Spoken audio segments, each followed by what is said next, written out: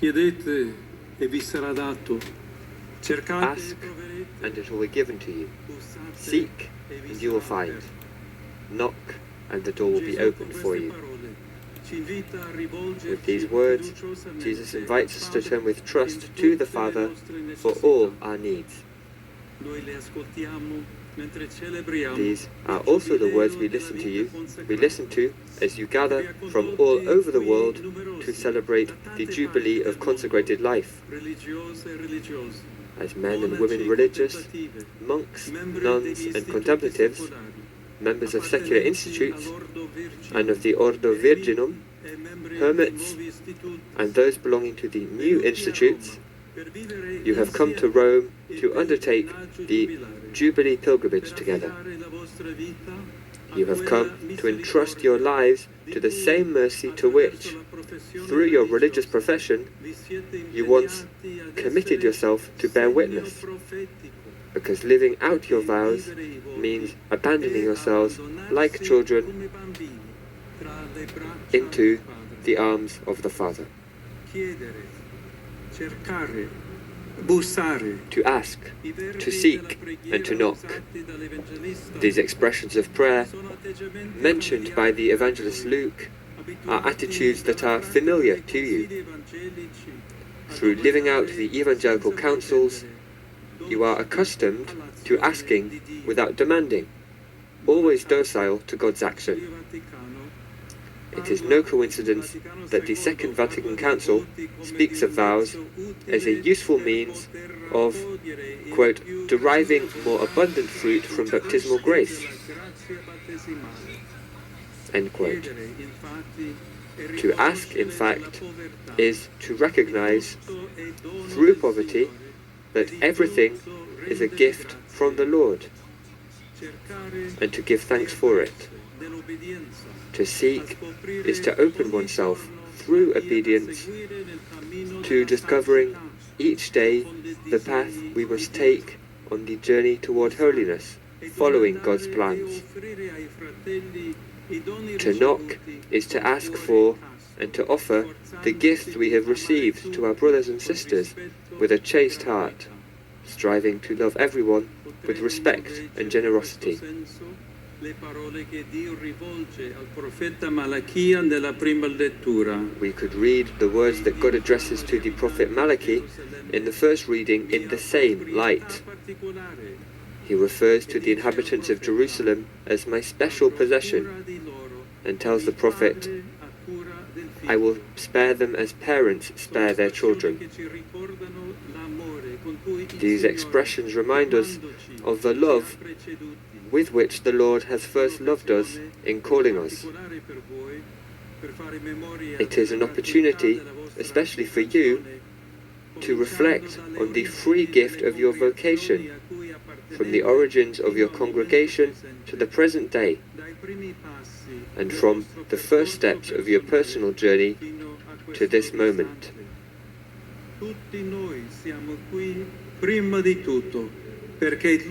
First and foremost, we are all here because God has willed it and has chosen us from the very beginning. Allora vuol dire anche guardare a ritroso alla propria esistenza. To ask, to seek, and to knock also means reflecting on our own lives, bringing to mind and heart what the Lord has achieved over the years by multiplying talents, strengthening and purifying faith, and fostering generosity and freedom in charity. Sometimes this has been achieved in joyful circumstances, and at other times in ways that are more difficult to understand, perhaps even through the mysterious crucible of suffering.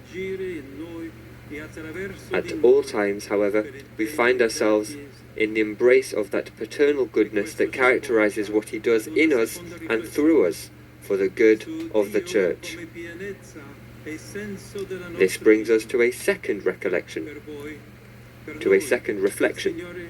God as the fullness and meaning of our lives. For you, for us, the Lord is everything, He is everything in different ways, as creator and the source of existence, as love that calls and challenges, as the strength that impels and inspires us to give. È il vostro chiedere, cercare e bussare, nella preghiera come nella vita. Riguarda pure. Without him, nothing exists, nothing makes sense, nothing is worthwhile. Your asking, seeking, and knocking, both in prayer and in life, has much to do with this truth. In this regard, St. Augustine describes God's presence in his own life using beautiful imagery. He speaks of a light not bound by space, a voice that never fades, food that is not lessened by eating, and a hunger which is never satisfied.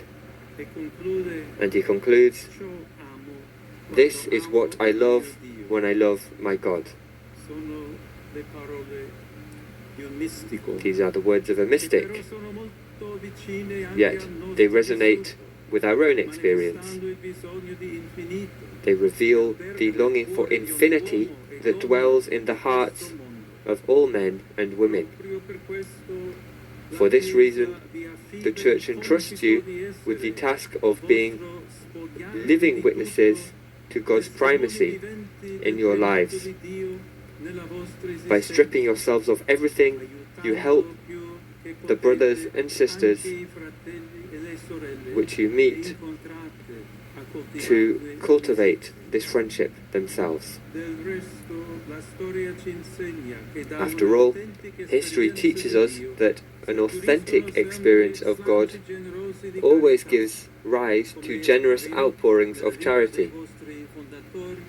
This was the case in the lives of your founders and foundresses, men and women who were in love with the Lord and therefore ready to become all things to all people, without distinction, in the most varied ways and situations.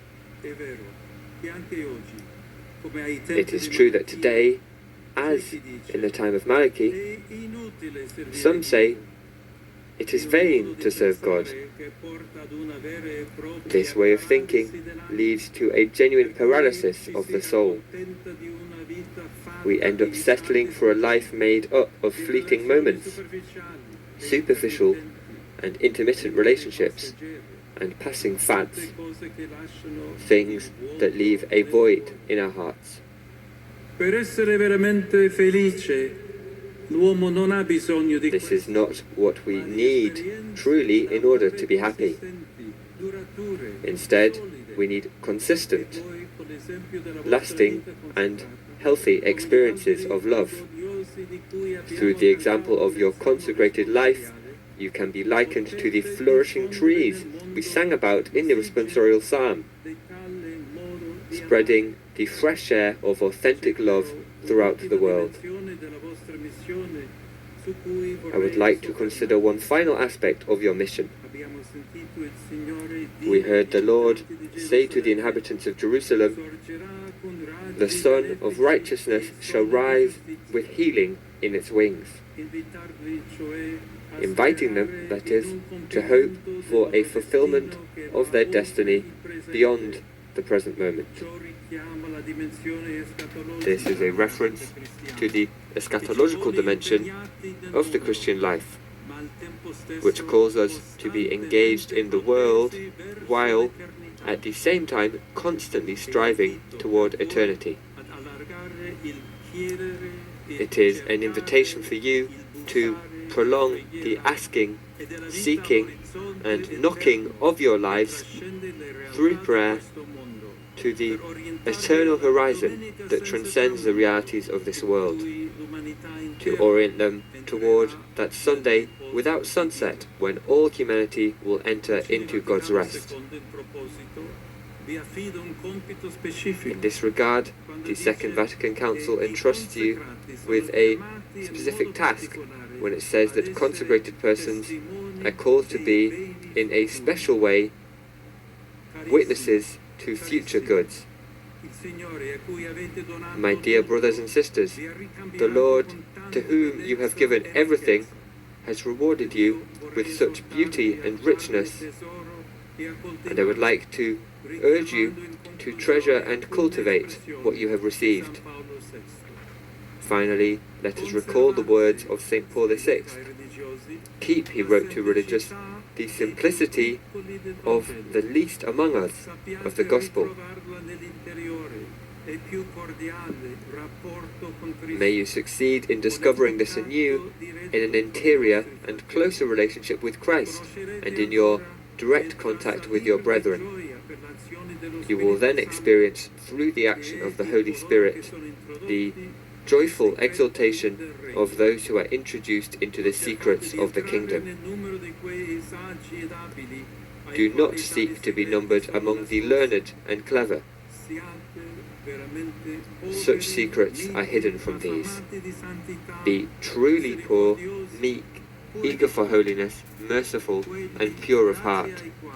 Be among those who will bring to the world the peace of God.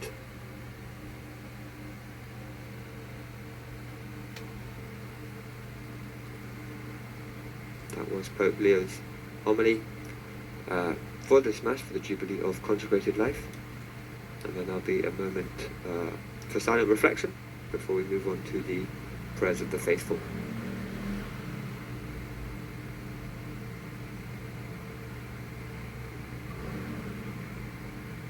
Pope Leo reflecting there on each of the readings we heard earlier, and also quoting St. Augustine, the saint that's so important, of course, to his own spiritual journey, and that features often in his homilies, his catecheses.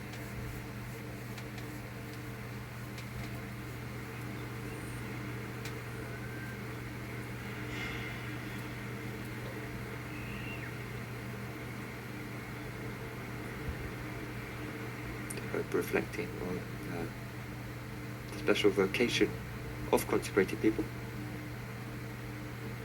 But as always, with what Pope Leo has to say, it's applicable even to those of us who've not taken vows. I think that and now we'll have the prayers of the faithful. Fratelli e sorelle carissimi, al Padre che veglia sul cammino dei giusti e a cura dei figli che lo Dear brothers and sisters,